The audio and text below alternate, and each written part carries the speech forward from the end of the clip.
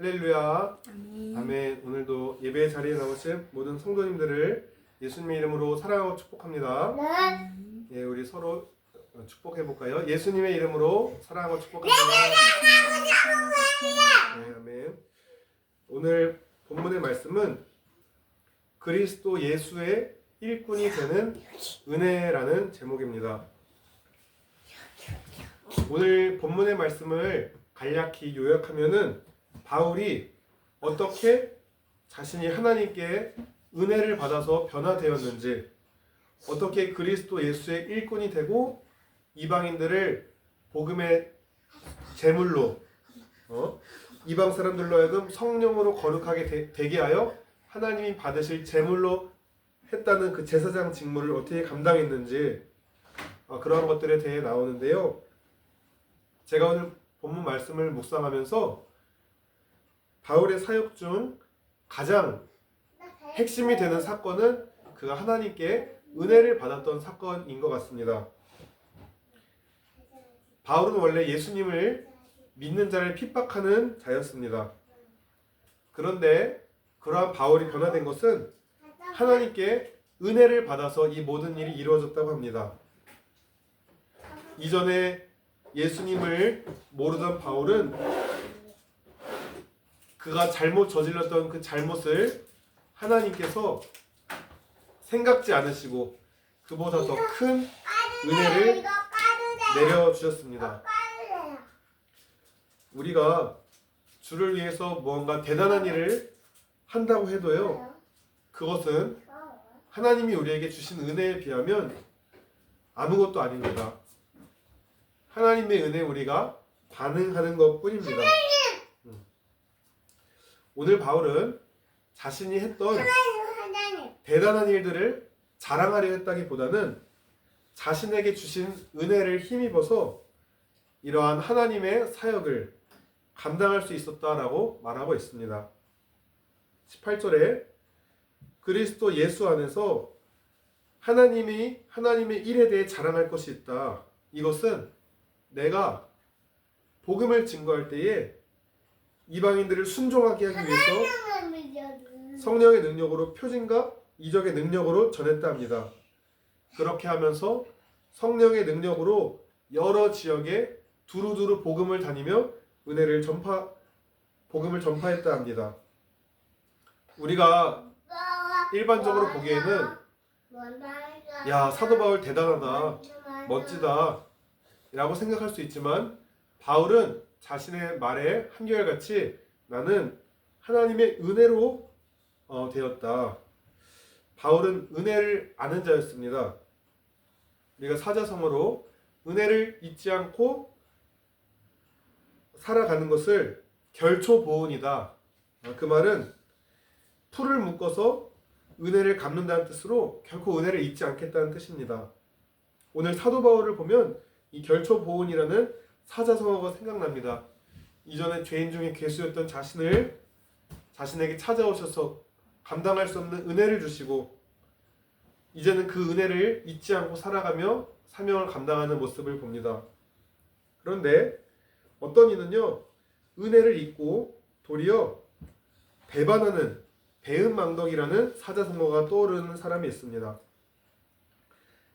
예수님을 따라다녔던 가룟 유다나 디모데후서에 언급된 세상을 사랑해서 바울을 버리고 세상을 택했던 데마가 떠오릅니다. 우리도 하나님과 단절되어서 죽을 수밖에 없는 죄인이었는데 예수님께서 하신 십자가 사역으로 말미암아 하나님의 자녀가 되었다. 이 은혜가 깨달아지는 게 우리의 초심일 것입니다. 그런데 그 초심을 유지한다는 것은 쉬운 일이 아닙니다. 가룟 유다도 예수님의 제자로서 주님을 따르며 살다가 많은 것을 경험하고 배웠지 않았겠습니까? 그런데 결국 사단이 그 마음에 들어가 돈의 유혹 앞에 넘어졌습니다. 왜 넘어졌어? 데마도 사도 바울을 통해 복음의 메시지를 들었을 때 넘어졌어요? 순간적인 열정으로 바울을 따라 함께했지만 여러 가지 세상을 바라보다가 결국은 세상을 택해서 바울을 떠나버렸습니다. 저에게도 하나님의 은혜를 깨달았던 순간이 있습니다.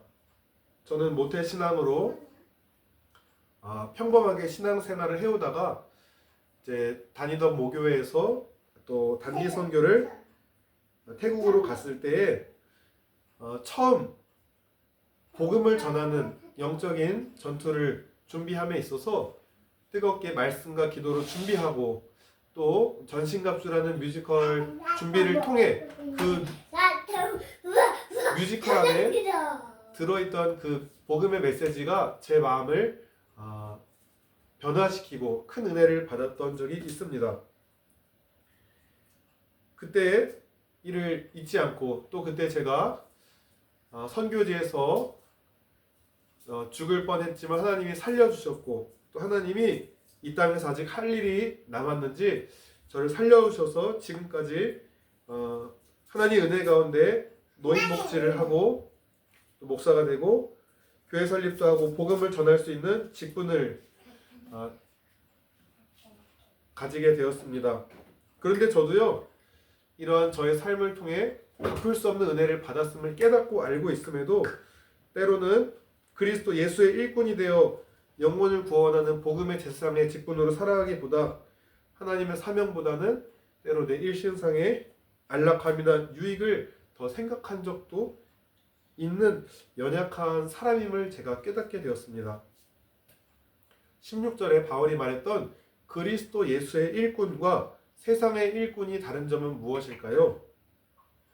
세상에 있는 일꾼들도 굉장히 바쁘게 살아갑니다. 어쩌면 그리스도 일꾼보다 더 바쁘게 살아가는지도 모르겠습니다. 그런데 중요한 것은 그 바쁘고 열심히 살아가는 일꾼들의 삶 속에 주를 위해 살아가고 있는가, 아니면 무엇을 하더라도 내가 중심이 되는가, 그게 중요한 차이일 수 있겠습니다. 오늘 본문의 바울은 안 믿는 영혼을 주님께 제물로 올려드리는 복음의 제사장 직분을 감당했다고 합니다. 바울은 그리스도의 이름이 불려지는 곳에는 자신이 가지 않겠다. 복음의 불모지에 가서 복음을 전하겠다라고 했습니다. 이러한 바울의 태도는 세상의 관점으로 보면 비효율적으로 보일 수 있습니다.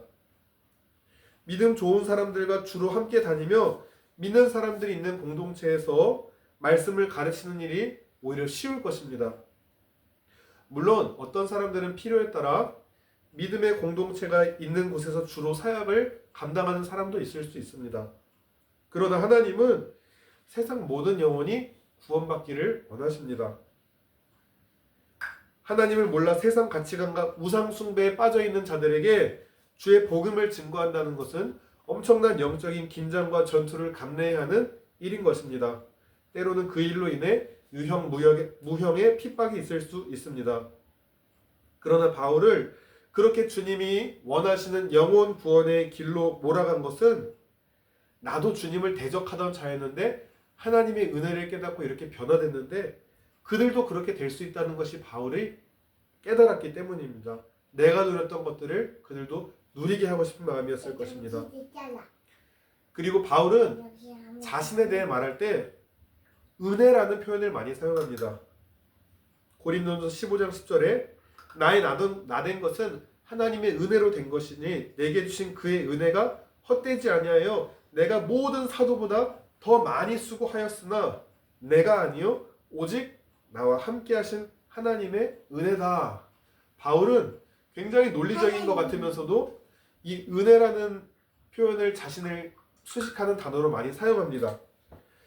오늘날 우리가 은혜라는 단어를 사용할 때 무언가 세상적으로 잘 안 풀릴 때, 세상적으로 잘 됐다, 그 하나님의 은혜야, 이런 식으로 표현을 하기도 합니다. 그러나 물론 세상적인 현상적인 것들이 잘 풀리는 것도 하나님의 도우심과 은혜일 수 있겠지만 바울은 자신을 향한 하나님의 은혜를 어떻게 표현하느냐? 본질적으로 주를 위해 기꺼이 수고하고 고난을 감수할 수 있었던 것, 어려움을 극복하게 된 것을 자신을 향한 하나님의 은혜다라고 얘기합니다. 하나님의 은혜로 그리스도 예수의 일꾼이 되어 주를 위해 더 헌신하고 수고하고 매맞고 굶주리고 내가 죽음의 위기 앞에서도 변질되지 않고 복음을 증거했다. 믿음을 지켰다. 이것이 하나님의 은혜임을 바울은 더 중요하게 여겼던 것 같습니다. 그러한 과정 가운데 성령의 능력으로 오늘 본문 18, 19절에 인간이 할 수 없는 그러한 이적과 그러한 표징으로 이방인들을 순종케 하려고 자신을 통해서 나타났던 하나님의 능력의 그런 것들이 하나님의 은혜라고 하지, 뭔가 바울이 자신이 가졌던 학식과 재산과 모든 것들을, 세상적으로 보이는 것들을 버렸으면 버렸지 세상적인 것들을 가졌다고 그것을 하나님의 은혜라고 말했던 건 아닌 것 같습니다. 사도 바울은 굉장히 율법적이고 행위 중심의 사람이었습니다. 바리새파 사람으로. 그러나 은혜를 깨닫고 완전히 바뀌게 되었습니다. 오늘 바울의 예를 보면서 우리가 그리스도 예수를 위해 무엇인가 하려는 뜨거운 마음을 가진 사람들은 먼저 무엇인가를 하려고 궁리하기보단 받은 은혜를 더 깊이 묵상하고 은혜의 충만이 거해야 합니다. 우리가 말씀과 기도 가운데 하나님을 사모하는 믿음의 공동체 가운데 신앙생활하면서 먼저 주를 위한 일을 할 수 있도록 은혜를 공급받아야 합니다. 설령 우리가 은혜를 받은 적이 있다 하더라도 우리 영성을 잘 관리하지 않고 세상 가운데 바쁘고 화려해 보이는 일들에 치여서 살아가다 보면 어느새 주께 받았던 그 초심과 은혜를 다 까먹게 됩니다. 그러다 어느새 상황과 환경에 따라 불평불만하며 세상을 따라 바울을 버렸던 데마처럼 우리가 되진 않을까 염려됩니다. 데마나 가룟 유다 같은 사람들도 은혜를 몰랐던 사람은 아니었습니다. 은혜를 경험했던 사람입니다. 히브리서 4장 6절에 한 번 빛을 받아서 하늘의 은사를 맛보고 성령을 나누어 받고 또 하나님의 선한 말씀과 장차 올 세상의 권능을 맛본 사람들이 타락하면 그들을 새롭게 해서 회개에 이르게 할 수 없습니다. 그런 사람들이야말로 하나님의 아들을 다시금 십자가에 못 박고 욕되게 하는 것이기 때문입니다. 한 번 빛을 받아 하늘의 은사를 맛보고 성령을 나누어 받고 하나님의 선한 말씀과 장차 올 세상의 권능을 맛본 사람들, 이 사람들의 표현은 뭡니까? 은혜 받았던 사람들입니다. 하나님을 경험했던 사람들입니다.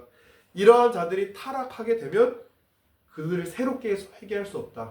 여기서 타락했다는 것은 우리도 때때로는 죄인지라 실수하고 넘어질 수 있지만 그런 타락이 아니라 우리가 그 죄를 저질러도 모르고 짓는 죄는 정상 참작이 되는데 알고도 짓는 죄는 변명의 여지가 없습니다. 그런데 우리가 때로는 넘어지더라도 다시금 주님 앞에 나아가고 주님을 의지하는 자를 타락했다라는 게 아니라 아예 이제는 마음이 굳어져서 은혜를 맛보고도 하나님으로부터 방향을 틀어버린 사람을 얘기하는 겁니다. 그런데 우리가 오늘 본문을 통해 바울이 은혜에 대해서 많이 얘기했지만 진정 본질적인 은혜는 예수 그리스도 안에 있습니다. 요한복음 1장 17절에 율법은 모세를 통해 받았고 은혜와 진리는 예수 그리스도로 말미암아 생겨났다. 요한복음 1장 14절에 그는 은혜와 진리가 충만하였다. 우리가 그리스도 예수를 깊이 묵상하다 보면 그 안에 진리를 붙들고 그 안에 은혜를 경험하게 됩니다. 그리고 그 은혜를 누리며 사는 삶을 놓치면 안 되는 것입니다. 그래서 성경은 두렵고 떨림으로 너희 구원을 이루어 가라라고 말씀하셨습니다. 이제는 내가 주님의 은혜를 경험도 했고 알았고 어느 정도 많이 안다는 것 같은 태도는 굉장히 위험합니다. 우리의 짧은 한평생 동안 주님의 진리의 말씀과 은혜를 묵상하며 할수록 내가 모르는 영역이 더 많아짐을 깨닫고 바울도 대단한 영성과 능력과 체험을 했음에도 불구하고 자기는 여전히 연약한 죄인임을 깨달아서 다른 동역자들에게 자신을 위해 중보해달라. 내가 넘어지지 않도록 내가 복음을 전했지만 전하던 내가 주께서 떨어져 버림받지 않을까 두려워했습니다.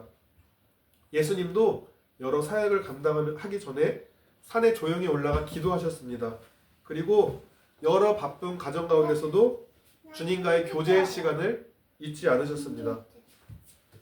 하나님의 아들이신 예수님도 그렇게 시간을 정해서 은혜를 공급받는 기도의 자리에 가셨는데 우리는 나 혼자 열심히 바쁘게 살아가도 되는 것처럼 그렇게 살아가다 보면 어느새 세상의 정욕과 이생의 자랑, 세상의 가치관들이 우리 속에 침투하게 되어 언제 내가 주를 향한 은혜를 경험한 사람이었나? 라고 하면서 주를 떠나는 사람이 될 수도 있습니다.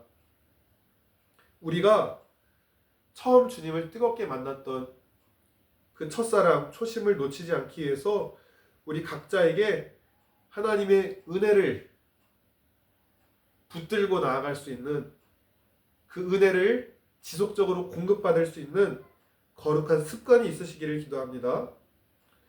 물론 우리는 매 순간마다 주님께 기도할 수 있습니다. 그렇지만 습관을 따라 주님이 시간을 정해 장소를 정해 기도하셨듯이 우리가 습관을 따라 주님을 바라보지 않으면 어느새 거룩한 일을 한다 하면서 자신의 열심과 분주함 등이 나타나게 될 수도 있습니다. 삶의 자리에서 시간을 정해 은혜와 진리 되시는 예수님의 은혜를 더 누려서 그 은혜에 반응하여 절로 그리스도 예수의 일꾼으로서의 삶을 살아가길 바랍니다. 은혜 받지도 않고도 그 내 열심과 노력으로 그리스도 예수의 일꾼임을 자처하다 보면 어느새 탈진할 뿐만 아니라 하나님의 사명을 온전히 감당할 수도 없습니다. 우리가 7, 80년대에 또 한국교회가 성장했을 때에 목회자들이나 성도들이 기도원에 가서 세상의 것들을 내려놓고 주님 앞에 매달릴 때에 오늘 바울의 얘기처럼 성령의 나타나심과 능력으로 초자연적인 역사를 많이 나타내셨습니다. 오늘날에도 여전히 일하시는 성령님은 바쁜 일상이지만 주님 앞에 시간을 구별하여서 우리가 또 건전한 교회, 건전한 기도원에서 기도의 자리에 나아가며 내 내면의 문제, 또 관계의 문제, 막막해 보이는 상황 가운데서 은혜를 구할 때에 하나님이 오늘 바울의 고백처럼 그 상황을 바꿔주시든지 아니면 그 상황에서 바뀌지 않았지만 내가 견딜 수 있는 능력을 허락하실 것입니다. 그래서 우리가 할 것은 오늘 본문을 통해 바울이 여러 자신의 사역에 대해서 열거했습니다. 그러나 그 근원적인 사역을 감당할 수 있었던 이유는 자신은 먼저 은혜를 깨달았던 자다. 나를 향해서 하나님이 주셨던 것, 하나님께서 내게 주신 은혜를 힘입어서 그것으로 사역을 감당했다라고 고백합니다. 우리도 예수님을 통해서 은혜와 진리가 우리 삶 가운데 임하게 됩니다. 그리고 이 땅에서 주님이 주신 사명을 감당하려면 주님이 주시는 힘으로 하지 않으면 주님의 일을 할 수 없습니다. 우리 모두 말씀과 기도를 통해서 날마다 구원의 은혜 또 하나님이 주신 여러 가지 놀라운 은혜들을 깊이 묵상하고 그 은혜를 내가 먼저 누리고 그 은혜로 말미암아 주님이 우리에게 맡겨주신 사역을 잘 감당하는 그리스도 예수의 좋은 일꾼이 되어서 주님 앞에 섰을 때에 잘했다 칭찬받는 모든 분들 다 되시기를 좋으신 예수님의 이름으로 축복하며 기도합니다. 아멘. 아멘. 기도하시겠습니다. 아빠 나 하나님 아버지 감사합니다. 엄마 나쁜 말 했어요. 우리가 이렇게 본문 말씀을 통하여서 엄마 하나님 바울이 정신없이 더 많이 수고하고 더 많이 애쓰고 주를 위해 더 많이 사역한 것은 바울의 힘으로 한 것이 아닙니다. 바울이 겸손한 척하기 위해서 은혜라는 표현을 한 것이 아니라 정말로 바울은 하나님의 은혜가 아니면 하나님의 사역을 감당할 수조차 없었던 사람입니다. 하나님, 우리도 우리의 힘만으로는 한계가 있습니다. 주님이 함께 하시지 않으면 하나님 우리를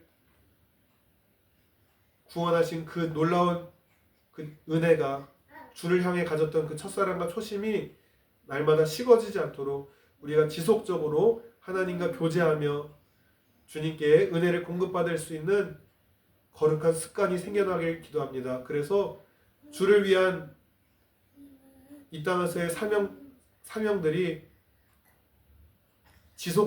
지속적이고 강한 능력으로 은혜 안에 강하여서 하나님의 일을 충성되이 잘 감당할 수 있도록 우리가 주를 위해 지속적으로 은혜의 자리에 나아가고 또 그 힘으로 지속적으로 주의 일을 잘 감당하여 주님께 칭찬받는 일꾼이 될 수 있도록 도와주옵소서. 감사드리며 예수님의 이름으로 기도드렸습니다. 아멘.